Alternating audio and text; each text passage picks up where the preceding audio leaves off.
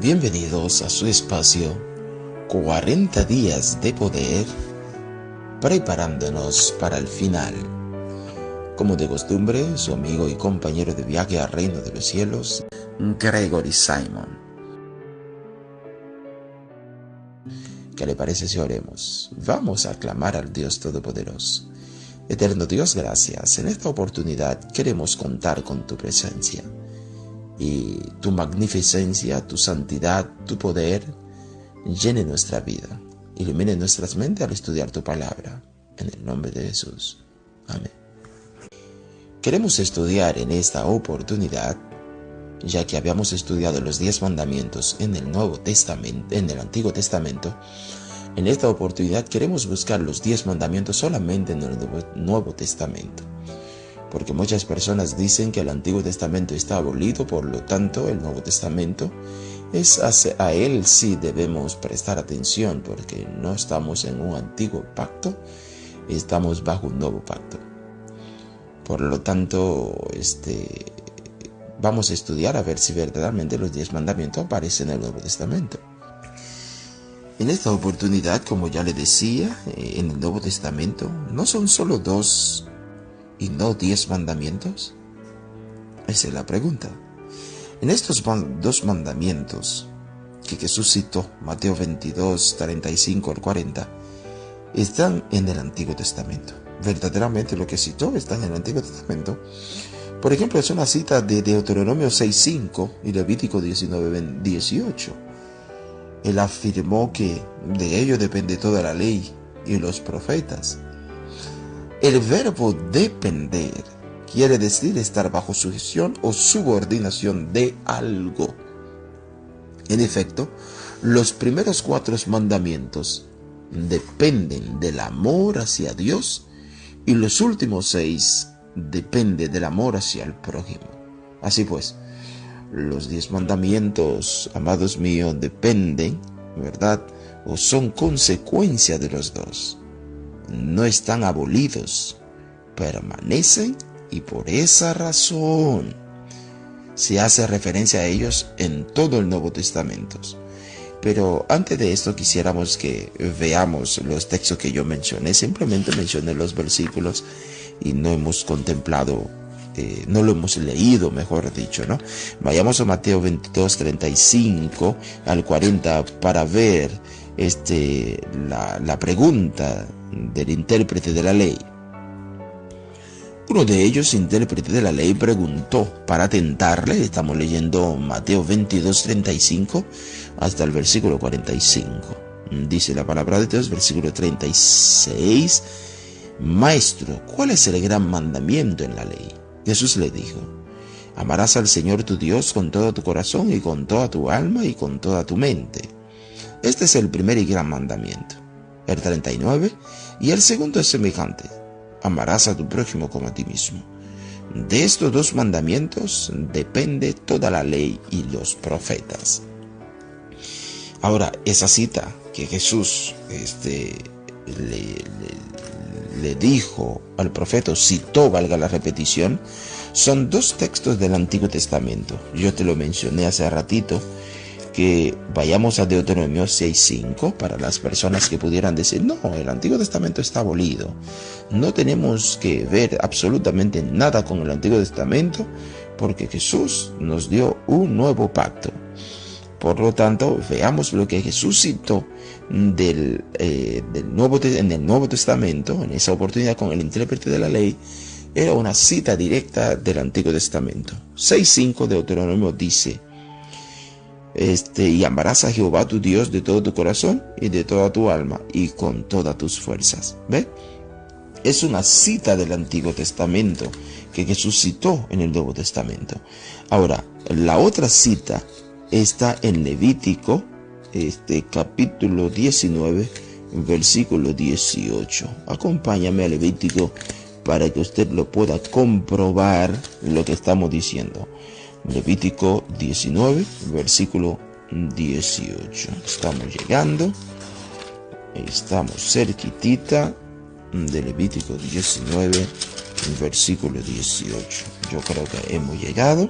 Dice la palabra de Dios entonces en el versículo 18 del capítulo 19: no te vengarás, ni guardarás rencor a los hijos de tu pueblo, sino amarás a tu prójimo como a ti mismo, yo Jehová. Vean ustedes que son dos citas del Antiguo Testamento que Jesús presentó al intérprete de la ley. Así que, amados míos, ahora tomando esos dos textos, Deuteronomio 6:5 y Levítico 19:18, ahora podemos adentrarnos por lo menos en esta oportunidad en los 4 primeros mandamientos, no más. Y entonces, mañana, si Dios quiere, entonces presentaremos los otros 6 mandamientos, al igual como lo hicimos en el libro de Génesis, cuando estudiamos los 10 mandamientos. ¿Le parece bien? Así que esta es la primera parte. Primer mandamiento: no adorar dioses ajenos. Vayamos a Mateo 4:10 para verlo. El primer mandamiento está sencillamente en Mateo 4:10. No tendrás dioses ajenos delante de mí, como dijera Éxodo, ¿verdad? Ahí está, Mateo capítulo 4, versículo 10. Dice la palabra de Dios: entonces Jesús le dijo: vete, Satanás, porque escrito está: al Señor tu Dios adorarás y a Él solo servirás. ¿Ve? Ese es el primer mandamiento: no adorar dioses ajenos. Ahí lo vemos en Mateo 4, versículo 10. Ahora, pudiera darte otro texto bíblico del Nuevo Testamento, 1 Corintios capítulo 8. Vayamos a 1 Corintios capítulo 8, en sus versículos 5 y el versículo 6. 1 Corintios capítulo 8, versículos 5 y 6, para ver todavía el primer mandamiento. Dice de manera siguiente: pues aunque haya algunos que se llamen dioses, sea en el cielo o en la tierra, como hay muchos dioses y muchos señores, para nosotros, sin embargo, solo hay un Dios, el Padre, del cual procede todas las cosas, y nosotros somos para Él, ¿verdad? Mejor dicho, y nosotros somos para Él, y un Señor, Jesucristo, por medio del cual son todas las cosas, y nosotros por medio de Él. ¿Ve?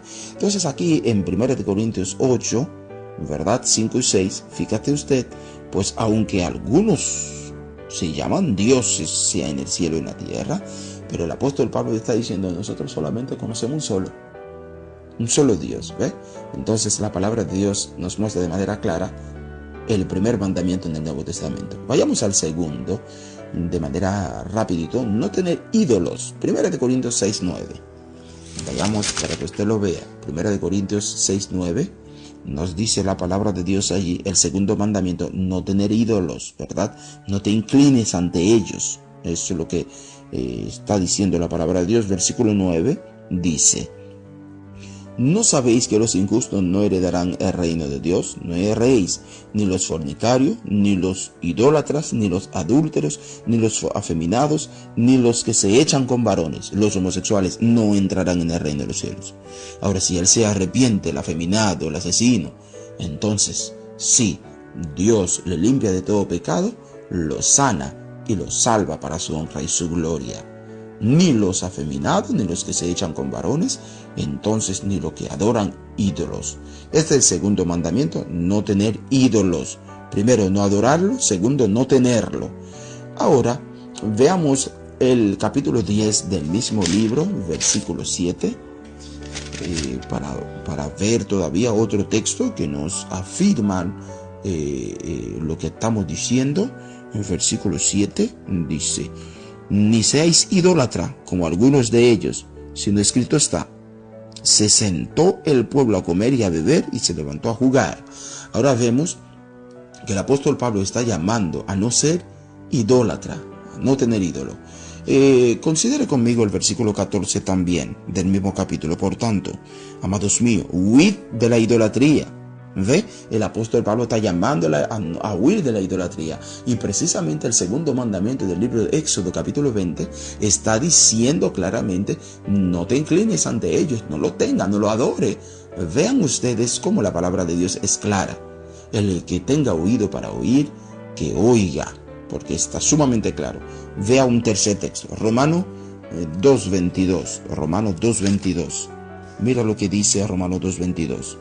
Tú que dices que no se ha de adulterar, adulteras.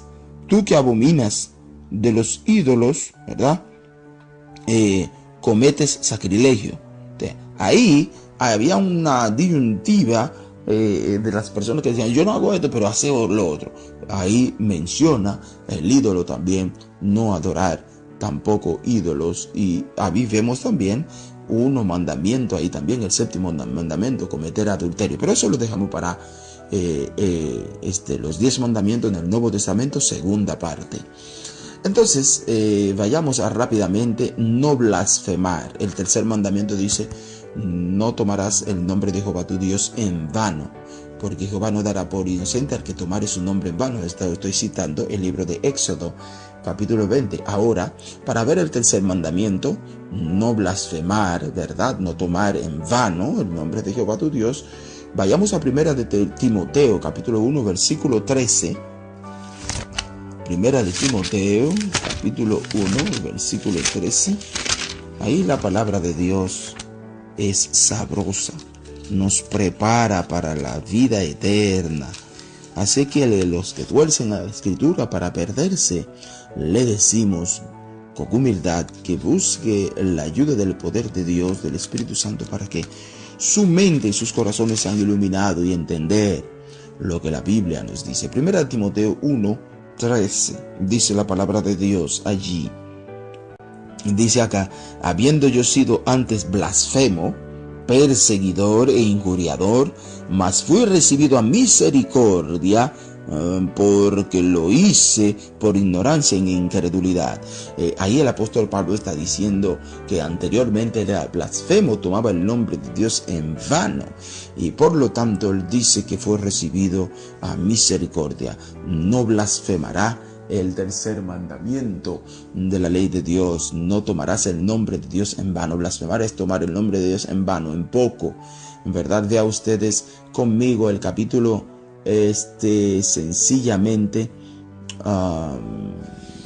Vayamos a capítulo 6, versículo 1 del mismo libro de Timoteo. Capítulo 6, versículo 1. A ver si llegamos allá. Un ratito, a veces la hoja se nos pega. Este es el problema, pero vamos a llegar. 6.1. Dice acá, versículo 1: todos los que están bajo el yugo de esclavitud tengan a sus amos por digno de todo honor, para que no sea blasfemado el nombre de Dios y la doctrina. Vea ustedes, el apóstol Pablo aconseja a los que estaban bajo esclavitud a honrar a sus amos, para que el nombre de Dios no sea blasfemado. Interesante esto. Y vamos a considerar otro texto más. Vayamos a Apocalipsis 13, versículo 5. Vean ustedes Apocalipsis 13, versículo 5. Algo interesante. Dice la palabra de Dios: también se le dio boca que hablaba grandes cosas y blasfemia, y se le dio autoridad para actuar 42 meses. Es una profecía de Apocalipsis 13 donde presenta las dos bestias de Apocalipsis, ¿verdad? Apocalipsis 13, la bestia del mar y la bestia de la tierra, que representa uno sencillamente al sistema falso, el sistema papal, y el otro, la bestia de la tierra, representa a Estados Unidos, que está en la profecía bíblica. Cuando estemos más adelante vamos a explicar esto en estos 40 días de poder. Así que esta bestia manda a blasfemar el nombre de Dios, se hace pasar por Dios, se siente en su lugar, que es exactamente el trabajo del papado. Se hace Dios, perdona pecado, y le llaman Santo Padre, y la Biblia dice, Jesús dijo, al único que deben llamar Santo, a nadie llama Padre, sino a vuestro Dios que está en el cielo. Y además el único que tiene poder para perdonar pecado es Dios. Y es un tema que veremos más adelante. Ahora vayamos al cuarto mandamiento. Por ahora vamos a quedarnos hasta el cuarto mandamiento, que nos ordena observar el sábado. Vayamos a Marcos 2, versículo 27. Marcos 2, versículo 27, para ver en el Nuevo Testamento el cuarto mandamiento de la ley de Dios, que nos manda a observar el santo sábado, ¿verdad? Como Dios descansó de la obra, de su obra. En versículo 27 dice la palabra de Dios, también les dijo, el día de reposo fue hecho por causa del hombre y no el hombre por causa del día de reposo. El día de reposo es el sábado, no es el domingo. Una y otra vez hemos explicado eso en los estudios anteriores. Los días de la semana comienzan domingo y terminan sábado, que es el séptimo día de la semana. Para el mundo cristiano, el séptimo día es el sábado, independientemente de que no lo estén guardando el sábado como día de reposo, diciendo que eso fue abolido en la cruz del Calvario. No es así, y esto explicaremos también en un estudio futuro, cuáles son las leyes que fueron clavadas en la cruz, y eso lo vamos a dedicar un solo estudio para eso. Marcos 2:27 y el versículo 28 claramente nos explica que por tanto el Hijo del Hombre es Señor del día de reposo, porque Él lo hizo. Dios reposó en él mismo, creó el santo sábado, como en Génesis 2:1 al 3, en el estudio pasado está. Él es Señor del sábado porque fue Él que lo creó. Jesús que lo creó, dice primera de Juan capítulo 1, el verbo fue hecho carne, habitó entre nosotros, etcétera, etcétera, que por Él todas las cosas fueron hechas, todo lo que está en el cielo y en la tierra, ¿verdad? De manera parafraseada. Hebreos 4:9, todavía hay personas que dicen, no, el sábado está abolido, pero los otros 9, no, todo está completamente en perfectas condiciones. Hasta que el Señor Jesús venga en gloria, y de hecho se ha de guardar en el cielo también. No vamos a proseguir en esto porque ya hay estudios, en los estudios previos están eso lo que estamos diciendo. Entonces estamos en Hebreo 4, versículo 4 hasta el versículo 9, Hebreo 4 y 4 y el versículo 9. Porque en cierto lugar dijo así del séptimo día, y reposó Dios de toda obra, de toda obra, ¿verdad? En el séptimo día. Leamos el 5 otra vez. Aquí no entrarán en mi reposo. Por lo tanto, puesto que falta que algunos entren en él, y aquellos a quienes primeros se les anunció la buena nueva no entraron por causa de su desobediencia, y otra vez determina un día de reposo, hoy diciendo de tanto tiempo por medio de David, como se dio, si oyere hoy su voz, no endurezcáis vuestro corazón, porque si Josué les hubiera dado el reposo, no hablaría después de otro día. Por tanto, queda un reposo para el pueblo de Dios. En otra versión dice, queda un reposo sabático para el pueblo de Dios. Y ese reposo sabático no es domingo. Domingo es el primer día de la semana. Y más adelante, para mostrarle cuándo el sábado fue cambiado por domingo, le vamos a explicar eso. Y muchos dicen, no, los discípulos guardaban el domingo. No es cierto eso. Dedicaremos un estudio también a eso solamente. Así que queda un reposo para el pueblo de Dios, ¿me entiende? Porque el que ha entrado, versículo 10, en su reposo también ha reposado de sus obras como Dios de la suya. Es decir, que como Dios descansó, todo el mundo debe descansar. Vean ustedes para el tiempo del fin, el fin del mundo, y Jesús habla también del santo sábado. Vean ustedes conmigo Mateo 24, versículo 20, para ver lo que estamos diciendo. Versículo 20, orad pues que vuestra huida no sea en invierno ni en día de reposo. Jesús preocupándose no solamente por la vida de sus discípulos, a la hora de que vendrían grandes calamidades, esta profecía bíblica tiene doble cumplimiento, tuvo un primer cumplimiento y volverá a cumplir de nuevo. Jesús, preocupando por la vida de sus discípulos, le dice: mira, cuidado cuando tengan que huir, porque vendrá grande calamidad.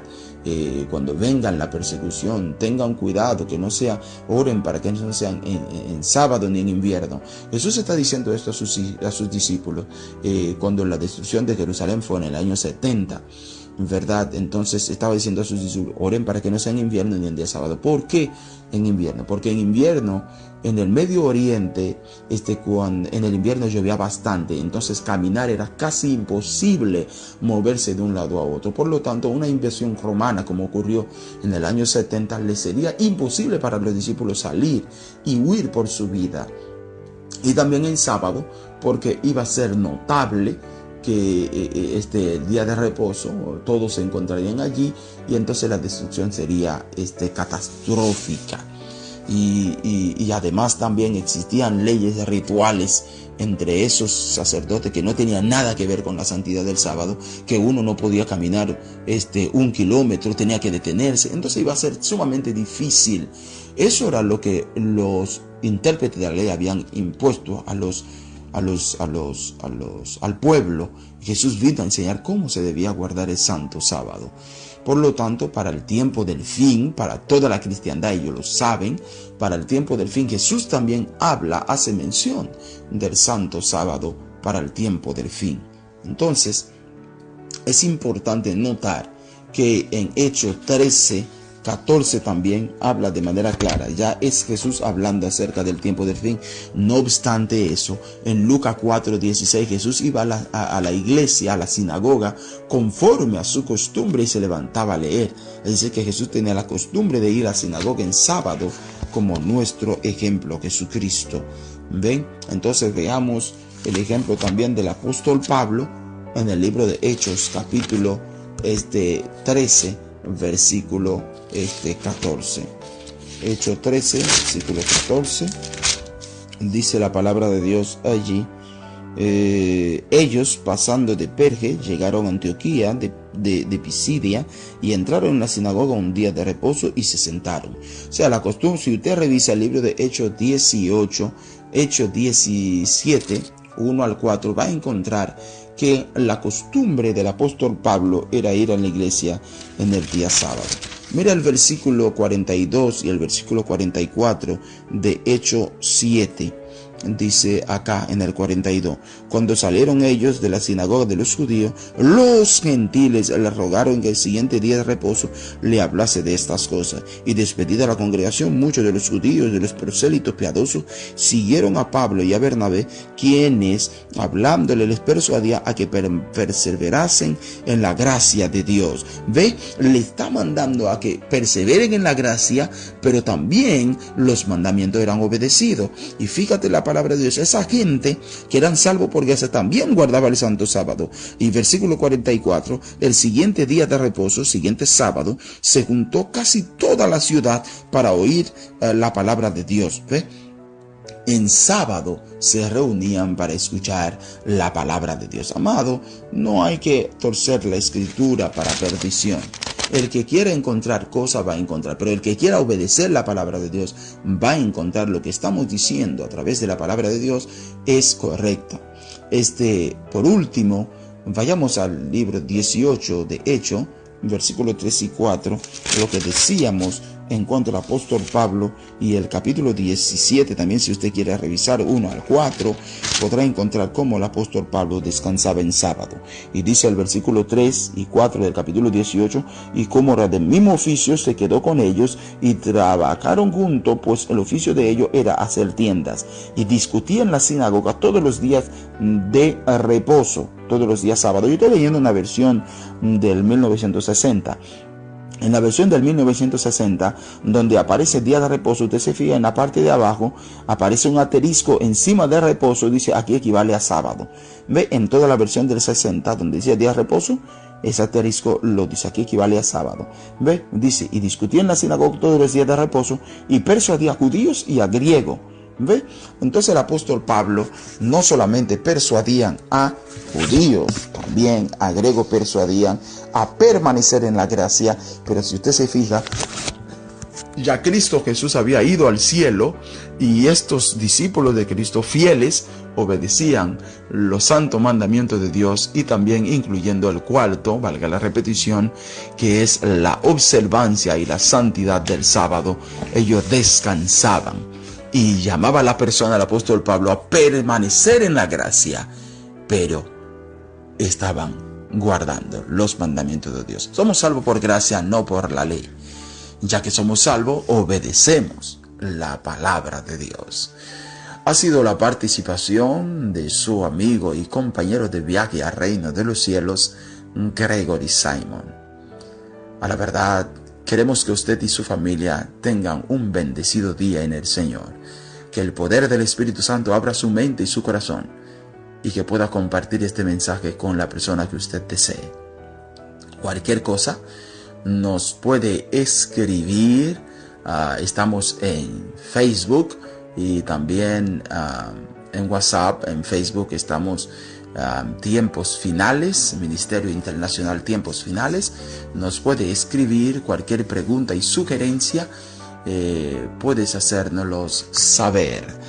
Si desea escribirme de manera personal, ahí estoy en Facebook, Gregory Joel Simón. Ahí usted me podrá encontrar y escribirme. Con mucho gusto podremos contestarle. Queremos despedirnos en oración. Poderoso Padre, gracias por esta linda oportunidad. Queremos agradecerte este maravilloso estudio, los 10 mandamientos del Nuevo Testamento, primera parte. Queremos que cada amigo oyente, donde quiera que se encuentren, reciba tu bendición al estudiar tu palabra. Gracias, gracias Señor. Acompáñanos en este día, bendice todas las familias que escuchan este mensaje. En el nombre de Jesús. Amén.